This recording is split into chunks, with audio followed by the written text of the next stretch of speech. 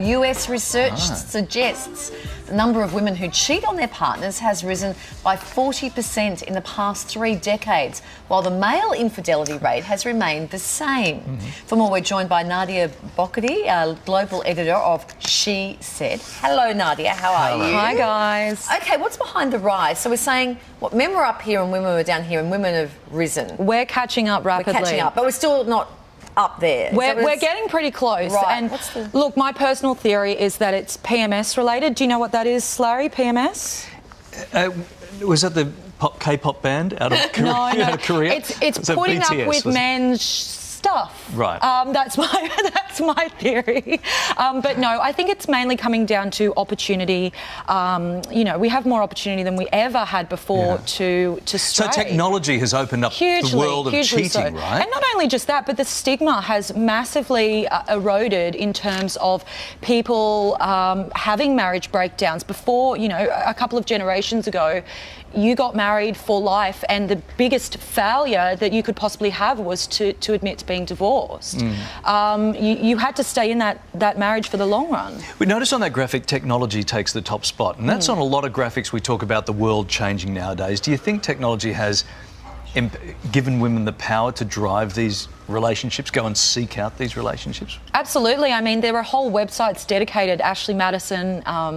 You know, there are places where women can go and seek out extramarital affairs, and it really comes down to the fact that women want a new way to feel seen in their relationship. You know, when you're in a long-term monogamous relationship, I'm sure all women watching today can relate to the fact that, you know, you get very comfortable and you do get to that stage where you don't feel seen in the same way by your partner. So if a new person is giving you a new kind of attention, that can be very exciting. You've got some personal experience in this field. You were married? Yes. What happened? Yeah, well, I'm part of the generation of the starter marriage, which is another, you know, example of the fact that the stigma is eroding around this sort of thing. And the starter marriage is women who were married and divorced before the time they hit 30, which is myself. And yeah, you know, I had a lot of high hopes and ideals for the marriage when I got into it, and it didn't turn out to be what I thought it was going to be. And an opportunity came along. I was getting a lot of attention from another man, and I acted on it.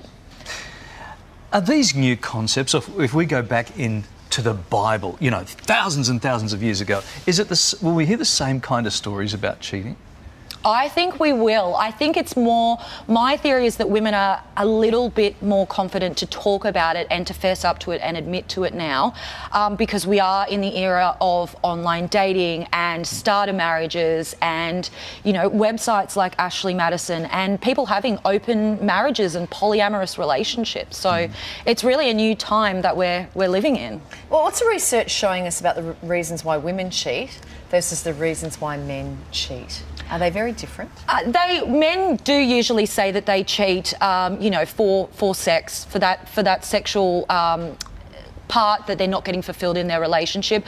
Whereas for women, it does tend to be that it's more about being seen and felt noticed and getting that attention. And definitely, you know, that can come through sex, but it comes through a number of other ways too. A lot of women as well have emotional affairs. You know, an old flame might contact you again online, and suddenly before you know it, you're messaging that person every day, and you're telling them things about your life instead of telling your spouse. So. I told you to shut down your MySpace account. The rise of female cheaters, is it sort of across the board, or is it sort of age group specific? Look, I think it's across the board. I don't think we can nail it down to one specific age group. I definitely think that millennial women are we have a lot more access to it, certainly, than previous generations. So we're a lot more exposed to it. But interestingly, there's research that shows that the age group that actually cheats the most for both men and women are people above their 50s. So, you know, that comes down to people that have started in one generation where it has been, you know, the ideal has been to stay in a long-term relationship.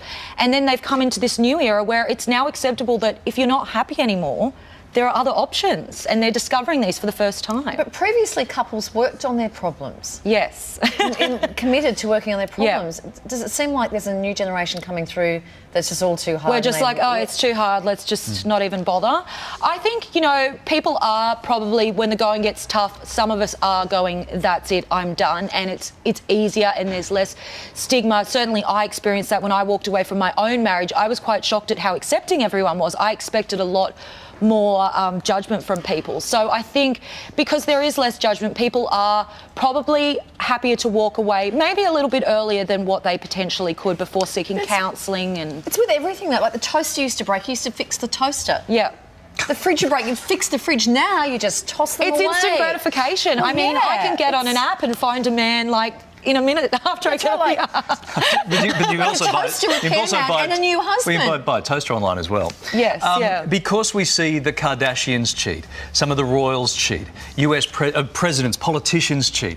Is it becoming normal? Is it becoming more acceptable because it's everywhere? The attitude is shifting really dramatically, and it's not to say that. Look, I'm not on here to say you're not advocating this. I'm not advocating cheating. I'm not saying cheating is a good thing and you should go out and do it. You're saying trying to fix the toaster. I'm saying I'm not even necessarily saying that. I'm saying if something's not working for you, then you should have an honest communication with your partner about it. And if you're not able to solve it, then walk away. I don't think there's the stigma now where you need to be having an affair because you're worried about keeping face, you know, for socially that it's going to look bad that you're walking away from a marriage. I think it is acceptable to say, look, we tried, it's not working, and now we're splitting ways. Okay, that's the solution, you think? Yeah, absolutely. Okay, all right.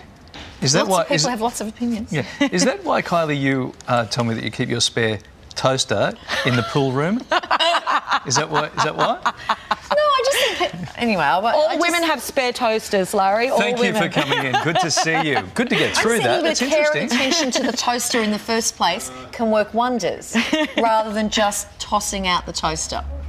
Even if that toaster is old and broken and just doesn't get your bread cooked anymore. Especially if the toaster is reliable, has seen you through some good times, has produced wonderful toast for you in the past. I'm sorry, no. We've gone all culinary with this. What if the crumb tray in the toaster is just full of crusty old yucky bits and it's just not cooking your bread anymore? Sometimes they're the best bits. Thank you. Lovely to talk to you. You're welcome. Oh, I know what I'm getting you for your birthday then. Soon. My toaster's just fine. I love my toaster.